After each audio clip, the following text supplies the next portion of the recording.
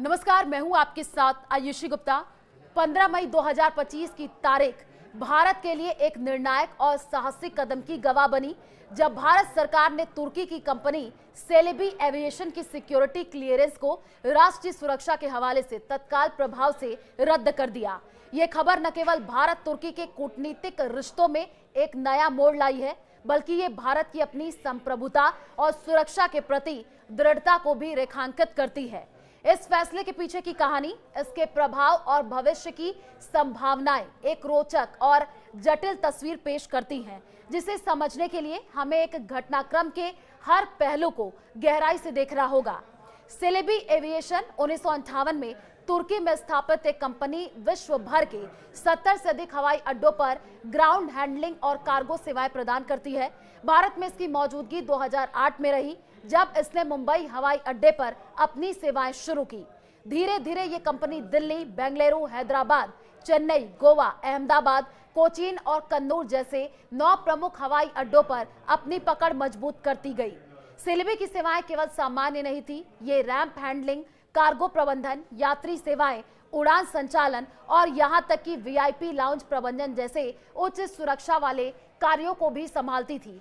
अनुमान यह है कि कंपनी भारत में प्रतिवर्ष 58,000 उड़ानों को संभालती थी, जो इसके विशाल प्रभाव को दर्शाता है। लेकिन इतनी गहरी पैठ के बावजूद सेलेबी का तुर्की मूल और हाल के भू राजनीतिक घटनाक्रम इसकी राह में कांटे बन गए हैं।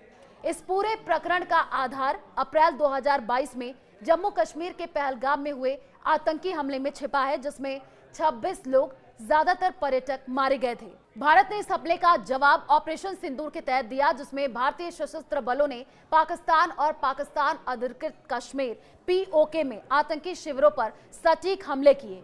इस ऑपरेशन से न केवल पाकिस्तान को हिला करके रख दिया, बल्कि तुर्की और अजरबैजान जैसे देशों को भी भारत के खिलाफ बयानबाजी करने के लिए मजबूर कर दिया। तुर्की ने खुलकर इस्लामाबाद का समर्थन किया और भारत के हमलों की निंदा की है। इतना ही नहीं, खबरें ये भी आई है कि तुर्की ने पाकिस्तान को ड्रोन और अन्य सैन्य सहायता प्रदान की है, जिसका इस्तेमाल भारत के खिलाफ किया गया।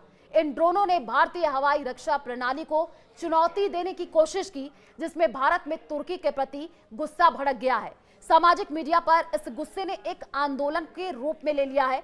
भारतीय पर्यटकों ने तुर्की और अजरबैजान की यात्राएं रद्द करनी शुरू कर दी है। और साथ ही साथ आपको बता दें कि मेक माई ट्रिप के एक बयान के अनुसार पिछले एक सप्ताह में इन दोनों देशों के लिए उड़ान बुकिंग में 60% की कमी आई है, जबकि रद्दीकरण 250% बढ़ गया है। भारत में तुर्की के खिलाफ बहिष्कार की मांग तेज हो गई है और इस बीच सेलेबी एविएशन पर सवाल उठने लगे हैं। एक तुर्की कंपनी का भारत के संवेदनशील हवाई अड्डों पर इतना गहरा नियंत्रण कई लोगों को असहज करने वाला है। शिवसेना एकनाथ शिंदे गुट ने मुंबई के छत्रपति शिवाजी महाराज अंतर्राष्ट्रीय हवाई अड्डे पर विरोध प्रदर्शन किया और सेलेबी के अनुबंध को 10 दिनों के भीतर समाप्त करने की मांग की है। शिवसेना विधायक मुरजी पटेल ने तुर्की के पाकिस्तान समर्थन को शत्रुतापूर्ण कृत्य करार दिया और कहा कि ऐसी कंपनी को भारत की महत्वपूर्ण बुनियादी ढांचे में काम करने की अनुमति नहीं दी जा सकती है। इन बढ़ते दबावों के बीच नागरिक उड्डयन सुरक्षा ब्यूरो ने गुरुवार 15 मई 2025 को